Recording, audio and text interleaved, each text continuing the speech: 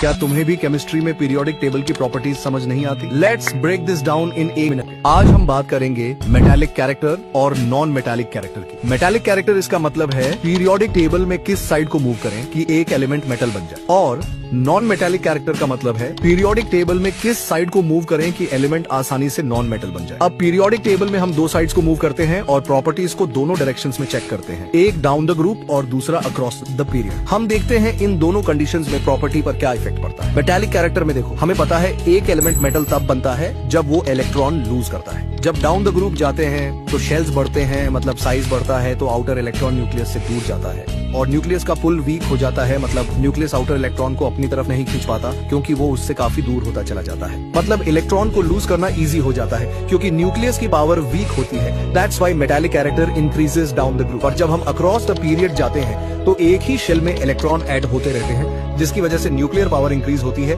और electron lose करना मुश्किल हो जाता है, इसलिए अक्रॉस द पीरियड डिक्रीज हो जाता है। नॉन मेटालिक कैरेक्टर, इसका मतलब एलिमेंट कितनी आसानी से इलेक्ट्रॉन गेन करता है। डाउन द ग्रुप नई शेल ऐड होती है, इलेक्ट्रॉन सेम शेल में गेन नहीं होते, इसलिए non metallic character decreases down the group. लेकिन अक्रॉस द पीरियड और इलेक्ट्रॉन उसी शेल में गेन होते रहते हैं, तो non metallic character increases across the period.